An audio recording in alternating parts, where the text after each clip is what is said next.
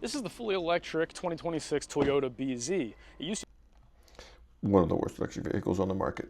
be known as the BZ4X, and now it's just the BZ. For 2026, Toyota refined it, made a bunch of improvements to make it more quiet, comfortable, and easy to drive. That's true. They gave it more range. They brought it like into the middle of the pack. And around town, EVs are great. You get a bunch of torque, and you're not just burning gas in traffic. Coming inside, you get these really nice leather seats. Around town.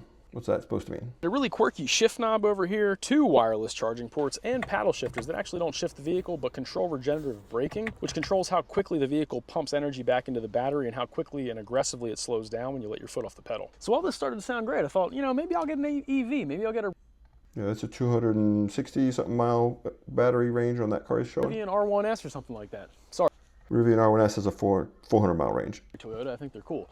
But as I started to think about it, I was planning a trip down to Rosemary Beach, and from Atlanta to Rosemary Beach, it's about 300 miles, which is about the max range of something like this BZ. So if he got that car, he wouldn't make it. He'd have to charge in the middle. If he got the Rivian, he'd get there with 100 miles left and charge when he got there. And along that route, that would mean that I would have to hit a fast charging port, so I'd have to find a DC fast charger, which I would have to sit at for maybe 30 minutes or more just to get it.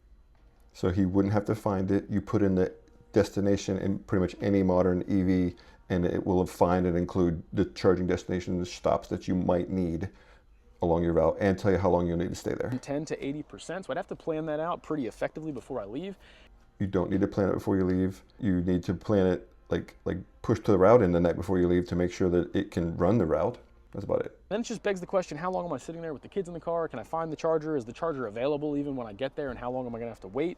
So yeah, that's where it starts to break down for me. With that said, Navigation doesn't work that way anymore. Charging included. You just have to pay for the charging when you're there. good news is that Toyota recently added the Tesla-style NACS charging port compatibility to this. So you can fill it up in 30 minutes, 10 to 80%, like I mentioned, which doesn't sound too bad. But when you compare it to the less than 5 minutes it takes to jump into a gas station and top your car off and be right back on the road with the kids, it's not quite as good. So I got 3 little kids. I don't know about him, but I got to stop 2 or 3 hours no matter what, which is within the range of electric vehicle, and nobody can pee in 5 minutes. Maybe 10 minutes, and I'm charging in 20 minutes, so it's been working out perfectly. commuter vehicle or an around town vehicle, I could see how an EV like this could be great. It's very comfortable, easy to drive, all of that stuff. But as a family road trip replacement vehicle, for me, that would be replacing my 4Runner. I just don't really see how I could do it. I'm not really willing to be that inconvenienced on my longer trips. But what do you guys think? Are you willing to plan every If replacing a 4Runner with a Rivian R1S is butter, 400 miles, he's done. He's mixing cars, and it's making it confusing. trip you take around